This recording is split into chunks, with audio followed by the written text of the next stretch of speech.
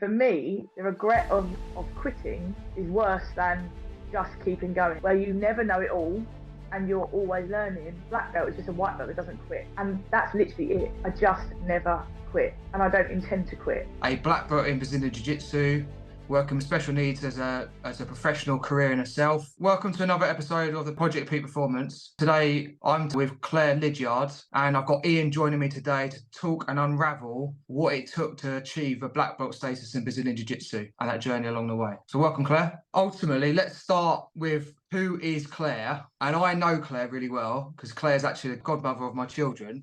Who is Claire, and what is your background, sort of say, in the earlier stages? So like, what formed Claire being today? I would say I come from Luton in Bedfordshire, from a really kind of working class family, really sporty background. So I did lots of sport, my brothers did lots of sport. So that kind of, I think, really forged the foundation of me. And also the sports that I excelled at were not always necessarily conventional. So I did, your netball, but at GCSE PE, I went into the rugby with the boys because my dance was really bad.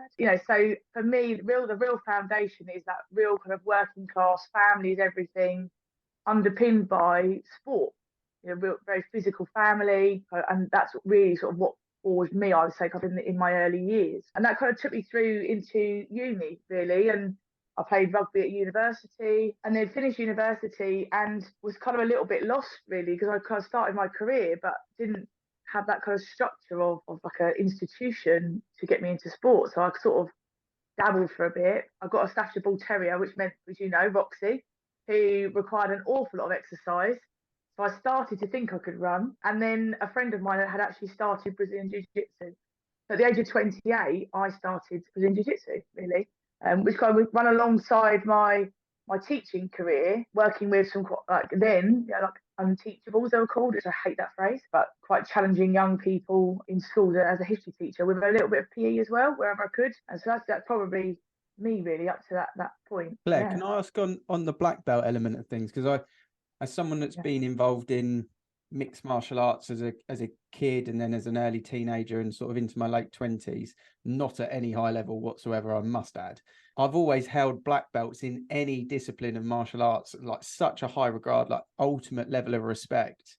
So what do you think it takes in terms of up here in the psyche for someone to actually become a black belt? Well, it's weird because I've got my black belt on the 8th of July, and it was really surreal because I wasn't expecting to get it, which sounds really silly because you're in the sport and you do sport, but I've actually thought about this a lot. And there's a saying that in Brazilian Jiu-Jitsu, that black belt is just a white belt that doesn't quit, and that's literally it. I just never quit, and I don't intend to quit. And when there have been times in life when I was told by medical professionals or other people, that I probably should quit, I just couldn't. I just couldn't give up. So I think really it's just literally as simple and as complicated as you just don't stop. Whatever is put in your way, you just don't stop going. And I never really chased belts. I've never chased belts. And I got to black belt, and then I suddenly felt absolutely terrified, and I had been for weeks and weeks thinking, I don't know it all, because that's me. And now I've got to start really knowing it all, because now people are asking me. And, so that for me, but I think it's literally you just don't quit, and that's it. Rob, you talk about imposter syndrome a lot, don't you? And like how that has a big impact in the industry that we work in and modern day society. But it feels like you've kind of almost achieved that black belt, and then you had a little bit of that kick in where you were like, oh, hang on a minute, I'm a black belt now, people have got a different level of respect for me, and you feel like almost obliged to learn more information to be able to teach them on as well, that's quite an interesting outlook on it, actually. I think I've always had imposter syndrome, I think, and Rob and I have talked about this quite a lot. And there are a few kind of key points in my jiu-jitsu journey, I would say, that I was competing nationally, was really doing very well, then I became quite unwell, and that's kind of led to a number of things that meant, and that's still an ongoing, I would say, in my head conversation constantly. But I've always had imposter syndrome, and there was kind of a turning point where I was working with my physio, and I used to say things like, oh, I didn't do my sessions this week, or I haven't done enough. And he talked to me about changing the narrative. So instead of saying, the sessions I had to go to, I call it minimum requirement. So I have a minimum requirement every week and everything is a bonus. And that helps me to kind of manage that I haven't done enough or I need to do more, particularly with sometimes I'm getting older, some of those kind of physical restraints that you have. You know, you think, oh, I want to be faster, I want to be stronger, I want to do those things. But actually, I think being imposter syndrome, I think it's always been in the background. And I had a week of like this absolute sort of euphoria where I just didn't believe it had happened and genuinely thought someone was going to come into the gym and say, can you hand your belt back? There was one evening where I was like, oh, I felt like I was putting on someone else's belt. It just didn't really feel real. And then I think in the last week, I have had some training sessions where I haven't done a lot of no-gi in the last year for whatever reason. And I just felt like a total beginner. And that was yesterday. And it was quite, I never feel like I know it all, but I don't always feel like I'm a total beginner. And yesterday I felt like a total beginner. And I had to come away last night and think, okay, that was really good because now I've got to effectively learn all this stuff again, but also not forgetting that I do actually already know things. And but I think that's something that probably underpins my love of the sport. Really, is the humility of it, because we all know, like you meet black belts and you never know they are. You never know that these some of the people that are some of the most probably deadly individuals you'll meet in your whole life. Not me, but they're just the most unassuming individuals ever. And I think that humility comes from doing a sport where you never know it all and you're always learning. And for me, that kind of black belt journey, I always used to say to people when they talk about, I want a belt or I want this, and I just say, just keep learning and just keep doing it. And then that comes as a kind of subsidiary to it all, really. And that's been probably kind of where my head's been at in terms of that kind of imposter syndrome. But it's ongoing, it's always there. I just have to go, right, acknowledge it and then say, actually, no, I talk to my chin quite a lot. No, that's not correct. You're not an imposter. You just got to keep learning. For the context of people who've never done Brazilian Jiu-Jitsu, because you've got a judo background as well, haven't you? Yeah, a little bit of a judo background. My dad was quite high level judo and trained in London. I actually was one of those kids, your dad wants you to do a sport and you're like, yeah, no, I'm not going to do that. But without realising it, from very young, my dad was teaching us judo. So we, as children, we were laughing the other day talking about learning to break fall on the mat, and everyone would say, oh, the mats are really hard. And I was like, yeah, but we used to do it in the garden, like in summertime. And he used to play the game like where you're a hooky, where you bounce them around and you have to sweep the legs. So as children, he did all these movements with us and taught us chokes, which we were banned from using on each other, and he kind of did all those things. And my brother went to judo, but I was kind of always into sort of netball and things like that. And it was a bit like, yeah. And what I've come to realise now is that he did that for two reasons. One, because he loved his sport and he wanted to share it. And two, because I was female. And so his objective, and recently kind of having these conversations with him, his objective was, he's quite aware of what females go through predominantly, and men do as well, but females. And he was really conscious that he never wanted me to be bothered by being physically close to someone. So all this was all in preparation for, growing up and going out into the big wide world, which is really funny because you don't realise it as a child. And now I'm never more comfortable than when I'm fighting boys. So put into context, because obviously I've done Brazilian Jiu-Jitsu for quite a few years. It takes a lot of time even to get to a black belt level. It's not like maybe some other martial arts where you do certain set patterns and then you obtain your belt. It really comes with the effect of having to roll, or if people don't know what roll is, literally compete with other people in a gym. And as the gym progresses in belts, so does the people. So it's hours and hours of grit and determination on the floor. And in your case, obviously, when you started at the original gym, you were the only female there fighting some men. So like in that journey, how long has that journey taken you to achieve 11 years. 11 years. So yeah, and they say on average 10 years, don't they? So it's 11 years of dedication. In that 11 years, what would you say was like the most toughest point to put into perspective of maybe someone who might be listening right now in the midst of like a training program, might be struggling, going, oh, I'm never going to achieve that, the marathon or an ultra marathon, or I'm injured, or so like give us some context maybe in that 11 years of a time where you've actually struggled to even do the gym work, and what was that like for you, and how did you get back out and continue that pathway? I think for me, the turning point, which I know we talked about before in a previous podcast, was I was kind of competing and was ready to go to the London Open and was really kind of peak fitness. And I became unwell. I had borderline ovarian cancer and stage 4 endometriosis, which resulted in significant surgeries. And at that point, that was kind of, I mean, I couldn't walk before the surgeries, and then I had to come back again. And subsequently, there have been a number of things that meant that I've had to be really adaptive in what I do. For anybody, I think, who's in that kind of space where you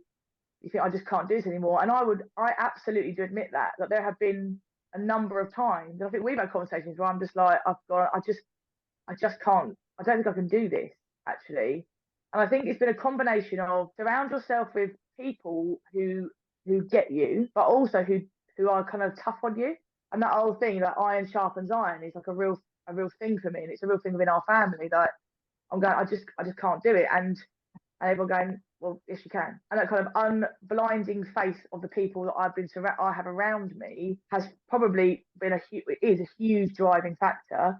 But for me personally, I think I had a realization at every one of these kind of obstacles, time passes anyway. And that time will pass whether I continue or not. But when the time has passed, will I regret not carrying on? For me, the regret of quitting is worse than just keeping going. Like, head down, just keep going and find a way. That's kind of what I would say to anybody. So surround yourself with the right people, and that's not yes people. That's people who will hold you to account, and that's people who will also see in you what you don't see in yourself in that moment.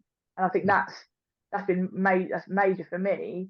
But again, just accepting that if in 10 years' time you can sit down on your own and reconcile that I quit, then that's okay. But if in 10 years' time you think, actually, if I just carried on, I wouldn't have that regret of quitting.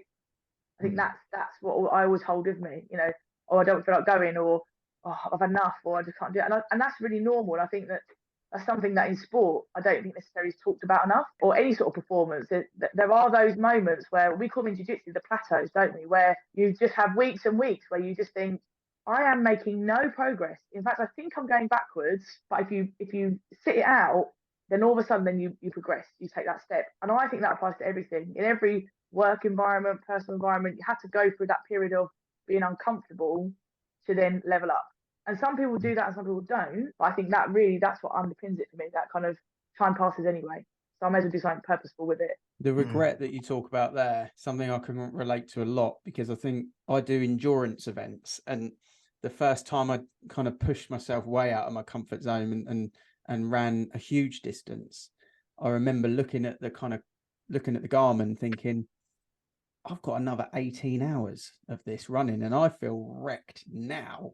And I just remember that thinking it'd be a lot easier to just tap, like it'd be a lot easier to quit, because that's a long time and I don't know whether I can do it. And you kind of have this, I remember the first time I had this moment where I was like, maybe I just quit. And then I was like, no, actually I'm not. And then you remember all the reasons why you're doing it. I was never going to quit, but you have it going in your mind, and it's okay to have that go in your mind. And then at the end, like the next day, the one thing that I always remember from the achievement and the t-shirt and the medal was the moment when you just decided, no, not going to quit, going to go. And then every race I've ever done since then, when I have that, I look at the Garmin and go, 8 hours is a long time. I'm okay with it. It's not even a thought of quit. It's just, oh yeah, head down, time comes on, you just keep going, you keep plodding, because then you'll get that and you'll remember that moment. And whatever the hour is or the mile is that goes into my head, I always remember it at the end. I always think, oh yeah, that was the moment. That's the difference between the people that have peak performance in their discipline or their life or their area of focus, is the people that push through the bit where you go crossroads, quit or keep going. I think it's a really important topic that, like you said, it's not spoken about enough in sport. I don't think it's spoken about enough in life. And I mean, Rob, you don't want to share. Last week, I think Rob had that moment. He would come back to jiu-jitsu, didn't you? And you had a moment last week where it was like, just take a minute. It's like, no, just do it. And you had literally that very moment, didn't you? And then the next session you were back in, and you probably got another session tonight. But you had that moment, didn't you? And it was like, come on, you've got this. Keep going. You just got to go through it. Claire's now my coach, Ian. So sounds like a good coach. Sounds like a good combo. Yeah. If I'm going to pick up jiu-jitsu, I want to come and learn from you guys. That's for sure. I've got a question around children, because you mentioned, you know, your dad's outlook for you, which is very relatable for me, because we're the same age by the sounds of it, and I've got 2 young daughters. So I'm constantly in this, I've got a 7-year-old and a 2-year-old, and I'm constantly thinking I have a huge responsibility as the only male in my household to make the right decisions on behalf of my daughters for their foundations, if you like, for life, because nothing is scarier than that moment of thinking your daughter is going to go on a date or get a boyfriend or a girlfriend or whatever it may be. But the relationship element of, you know, engaging with someone emotionally from a relationship point of view. And I kind of I'm in this frame at the moment, knowing that I started grounding at judo level as well. That was the first thing that I went to when I was like 6 or 7, which really helps when you start playing rugby, because you can flip people that are much bigger than you. Not that it's necessarily legal, but it does help. So I'm in this frame at the moment. So I'm interested to get your outlook, because with children, is it the same with adults or not? Are they kind of projects and results of these type of things that happen in their life, or are they just going to end up how they're going to end up? Can we as parents have an impact on the kids, because you work with children as well? Is it our responsibility as parents to make sure we plan that out? Should we let the child kind of find their own feet? What would be your advice around that? Because I'm in that crossroads with my 7-year-old. Do I send her to the jiu-jitsu, which is literally the other side of this wall, on a Saturday morning, or she loves singing and dancing and Mamma Mia and stuff like that? Do I let her go down that path because she enjoys it, or where do I go with it? So I'm interested to get your take. I think for me, I probably have 2 perspectives on it, really. One as a female around women, and as I said, like, I'm godmother to Erin, which is amazing. But I'm around lots of children, kind of from a personal level, lots of girls, and I think that culturally, it's been really interesting. So my coach and I, Paul McGinty, have been in my school, my secondary school, delivering some sessions of Brazilian Jiu-Jitsu, and we delivered a session to some year 10 girls. And what struck me was the passiveness of them. And it kind of led me to sort of reflect on, to start, as you're talking about there, you know, like parental input and society and where we're at in terms of women. And what really struck me was not only, I would say, young women at the moment, and there are them, but generally there are no female, like really strong female role models who are like physically strong and really successful. So if you ask most teenage girls, you know, they know about Love Island, or they know about, you know, those kind of things. But what's really interesting is those girls that do know about those women role models are provided them by their parents, or it is modelled by their parents. And so that's really, that's such a huge thing that I've kind of really noticed. It's your expectation. So we know that neurologically your environment has an impact on your brain development. And interesting, I'm doing a lecture for Greenwich University for their trainee teachers on trauma and attachment, on learning, your capacity of your brain to develop and learn. So I think from a parental perspective, it's always having high expectations that are boundaried and fair. And I think with your girls, it's thinking about giving the things that they enjoy, but also trying to do those things like my dad did, really, kind of without them even realizing that you're sort of preparing them. So if they're not interested in jiu-jitsu, I mean, sometimes you'll be surprised because the girls and then they are like, our little girls are absolute savages. They're really scary. But I think it's around a parent thinking, you know, what can I do to prepare my child and then my daughter for life? And it's all the things you probably do all the time. And it's just being consistent with that and having those really high expectations. I was really fortunate that I grew up in, probably like we all did, you had your kind of almost traditional. My dad's a builder. My mum was a nursery nurse. My mum was like stayed at home with us. And it was kind of a very, very like traditional setup, but ironically incredibly feminist, because I used to be on site with my dad and I would lift blocks, and there was never oh, you can't do that because you're a girl. The expectations for all of us were exactly the same, and if ever I started wanting to do something, it was okay, go for it. There was never a conversation about a limitation. The only limitations that there ever were what I put on myself. So I think as parents, it's understanding that the environment you create fosters that kind of neurological ability to develop, like as a brain, but also emotionally to have that resilience to think, yeah, I can do that. I've been around, very fortunate to be around some really elite kind of sports people. And you see that in those that are most successful. I've got a friend who's a show jumper and a teacher, really successful. And when you hear him talk about competition, it's never a chore. It's, oh, that's really interesting. Well, what happened was we did that. Oh, so next time what I've got to do is, right, I'll get back in there and learn. But it's because the environment that he grew up in was there's no pressure on it. It was just, oh, that's a learning experience. And they talk about, oh, okay, well, how do we learn from that then? Great. So his parents fostered that culture of learning with failure, but they never use the word failure. And I think that, for me, of parents, is the most powerful thing to do. And that's not just in sport, that's just in school. And it's just everything that they do. It's like it's thinking about how can we foster an environment that creates them neurologically to be the most receptive and achieve their potential.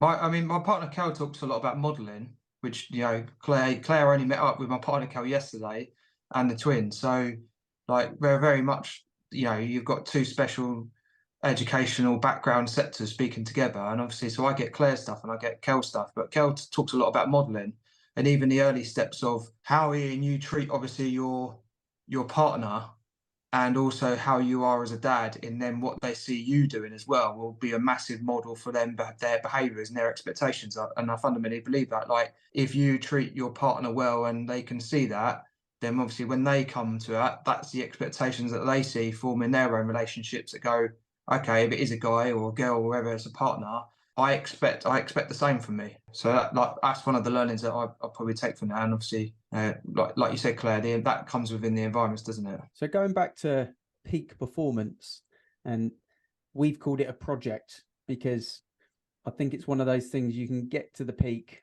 but if you stand still, you'll come back down. And then, much like you said with your no-gi jiu-jitsu, and Rob, when you went back into jiu-jitsu after a period of time out, if you're not constantly doing it, you are naturally going backwards in life in any area. And I spend a lot of time doing digital marketing, and if I've been learning a lot more about Google marketing recently, and all of a sudden I've realized a couple of months I've not been doing a lot of my Facebook and meta marketing. I've gone back into it and it looks a bit foreign to me, even though I built a business on it over the last 3 years. So I do think in life, if you're not constantly on top of it, you will kind of go backwards. The world moves, it just evolves, it progresses, and either you're evolving with it or you're moving behind it. So what does peak performance look like for you next? You've achieved a lot by the sounds of it, and it's amazing. I've got a lot of respect for, like I say, any black belt, but what does it look like next for you? Is it another discipline? Is it another Dan? What's kind of,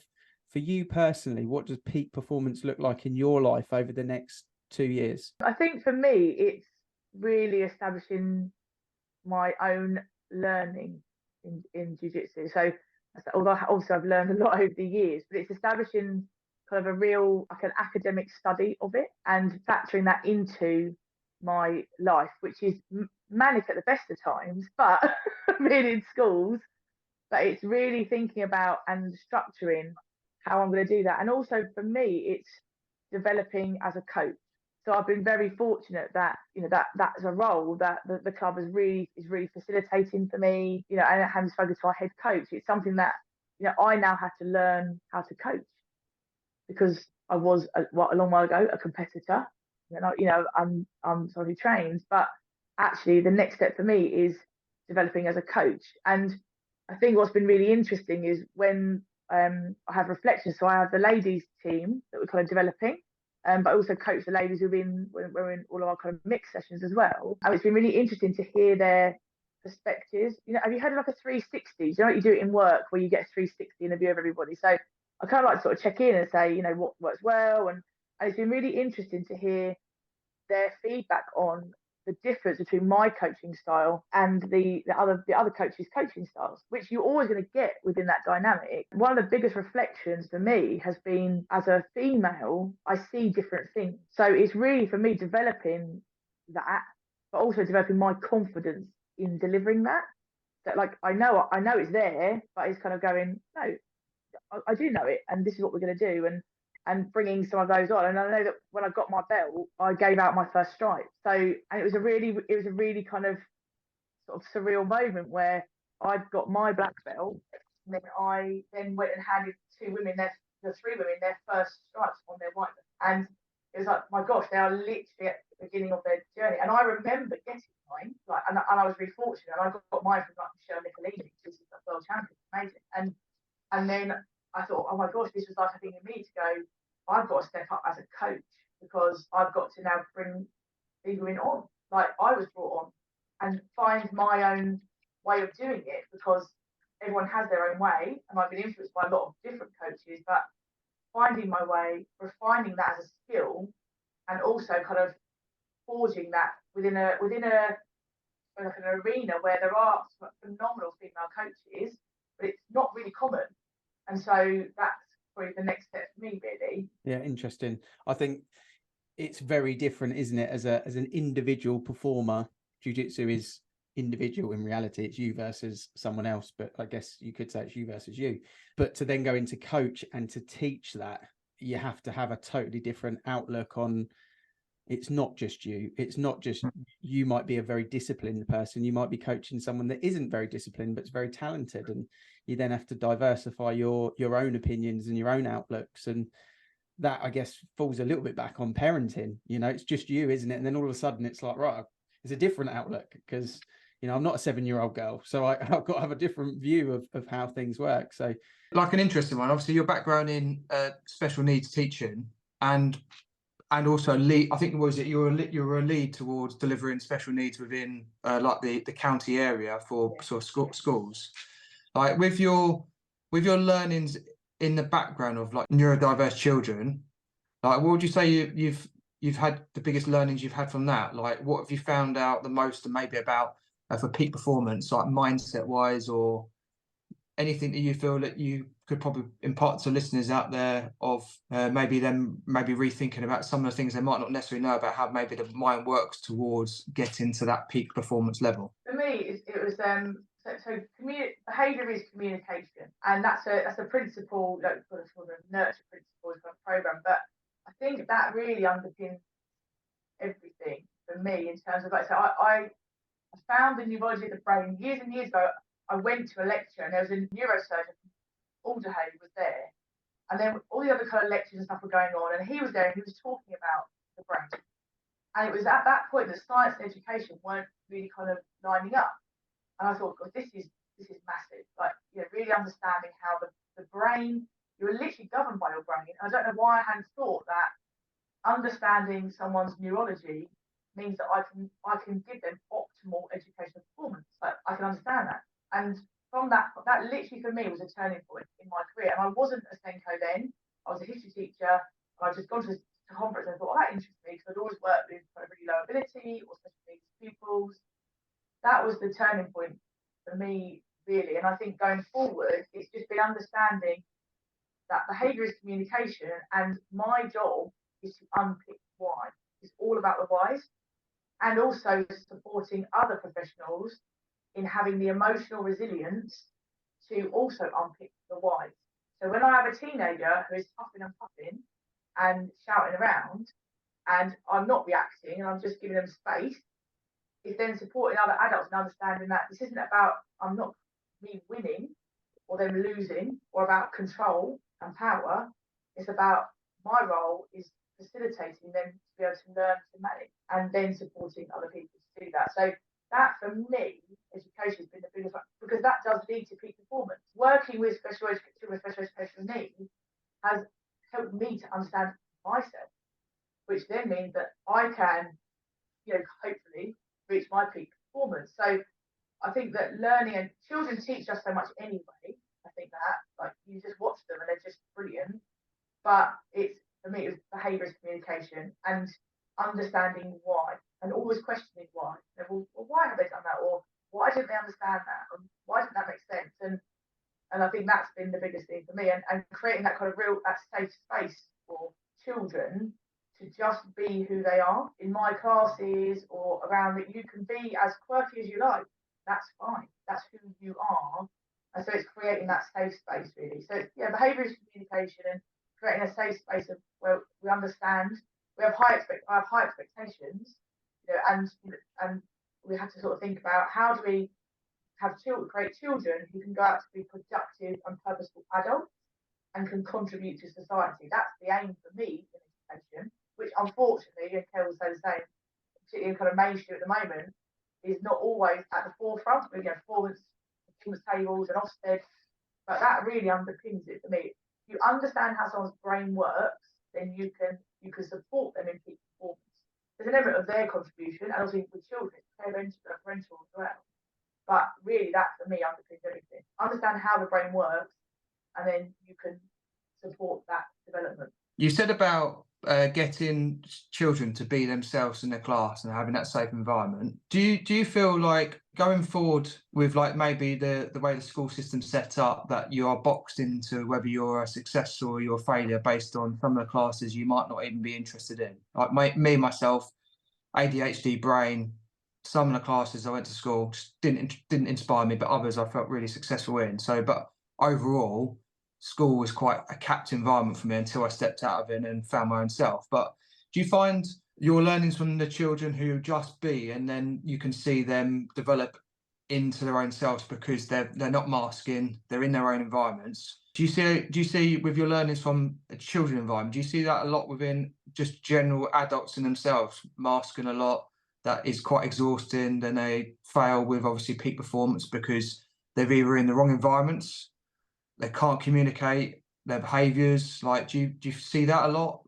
That correlation at all? Yeah, I do. And it's been really interesting because I was out of school for a year working for a local authority, and then I went back in. And what's been really interesting is seeing the post-COVID education, because I think that things have changed a lot, and they've changed because there's the highest anxiety I've ever seen in teaching staff, in teaching bodies, and that's been really interesting to kind of unpick that. So a lot of adults are not contained, or their mental health is struggling, not because the school not necessarily supportive. But I also think that unfortunately our current education system, I think education system is a system, isn't it? So they're designed that if you can do the things it asks you to do, then you're great. But if you're neurodiverse and there isn't the option to do those other things, then you're going to look like you're rubbish.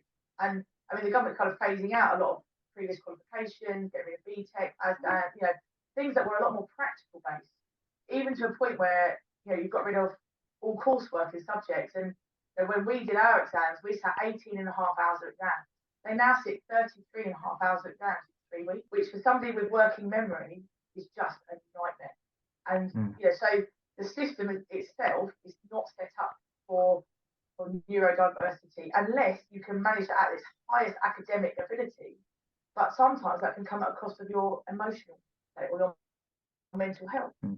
So I think it's one of those things where I feel that I'm kind of like holding back the tide sometimes, in terms of continually being that advocate for saying, actually, I don't care, as a whole way to put it, but I don't care if they're going to get a 1 or a 2 or a G or an F. But what I care about is that that young person coming to that classroom knows how to self-regulate and can communicate their needs, because then they'll be able to be employable, and then they'll be able to have relationships, and then they'll be able to have a life. And I think that's where it is at the moment for children in that educational environment. But I think that's why it's even more important to do the work that everyone telling us, is to really share that understanding of the behaviour and communication. We have a generation of children, regardless of what people's views of COVID are or are not, who have been severely impacted by that. Speech and language has been delayed by about 18 months, I think, in all children. And socially and emotionally, when you watch our 11-year-olds playing, they play like year 5s and 6s used to, but they are physically developing. You have year 9s who are, pubescent, and they are going in their adolescence state, their puberty, but they're still going around a playground playing Dungeons and Dragons, because they miss this whole chunk of social interaction and development, which has been really interesting to see. But what you're doing is you're taking these square pegs and you're putting it back into a round hole, which is the education model. And that's where there's a struggle at the moment. You have a whole generation of children that you said it's okay to learn online, hybrid's fine. So you've got to be in school now. And it's like, well, I don't. Why don't I be in school? Do it online. So with that regards to that, do you find, because obviously, like you said, if you've got kids who you're trying to set them up, when you look at peak performance, emotional regulation, like you need to understand that emotional regulation towards yourself, communication, if that's communicating your behaviours, your habits, like setting you up. Obviously, that's probably maybe the reason why there's maybe not enough peak performance out there, because some of the limiting beliefs that we've embedded within us as children going through that system, that when we come to our adult lifehoods, like, you know, the teacher who said you couldn't do this is still stuck in your loop in your brain. Before you overcome that, you can't then take on the challenge which you can physically do. Like both of you have said on this, like Ian, you said, like, when you've got 18 hours left, no, like, you spoke to yourself and you told yourself, no, I've got 18 hours, I'm going to still continue it. No different than maybe Claire, when you said, like, you know, you've gone through your bouts of cancer and you've come at the other side, no energy, and you've gone, let's just see where I can go again. Like, let's see where I can go in the next few years and see what happens with me then. I just have to show you, I had a really kind of point on that, a really poignant moment. Believe it or not, in Asda the other night, and I was in there, and one of my ex-pupils who had a really challenging upbringing called over to me, and it come over, and he was talking to me, and he said, I'm a scaffolder now. And I said, I'm really pleased with you, fantastic for a job. You know, well done, brilliant. Are you well in yourself? He said to me, one of the other teachers had said to him, you'll never amount to anything. And he said, and this teacher said this to me, and you used to tell me I can do anything I put my mind to. And the other day I did the tiling on his roof, and I said to him, it's me, you remember me? And I said, I'm really proud of you.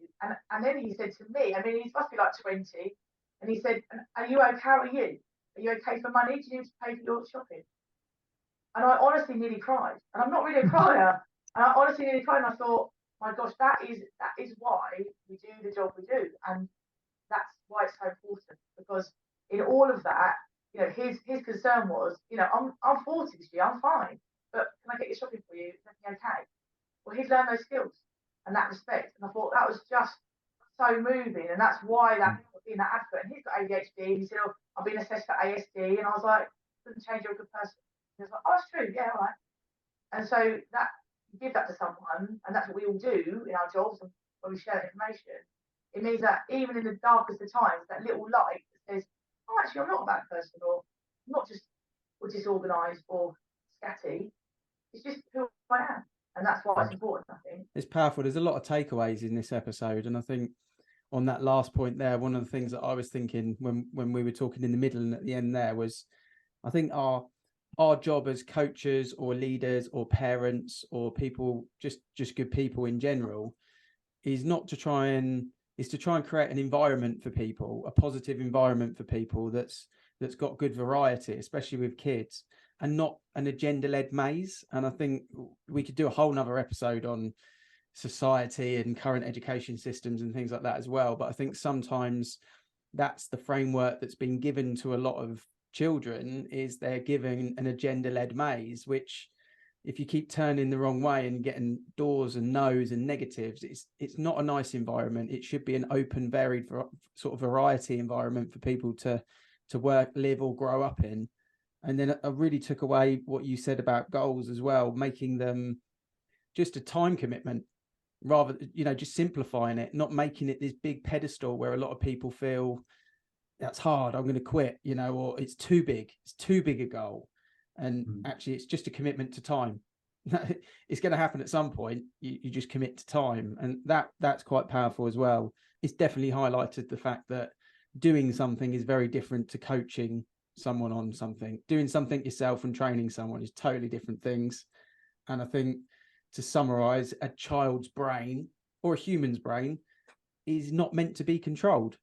You know, that's not our job, is to control a brain. Our job is to do our thing and support people on their quest to do other things. So they were kind of the takeaways that I took from it. So awesome podcast, and thank you very much for your time and your knowledge and your story. Appreciate it, Claire. Thank you for having me. Thank you.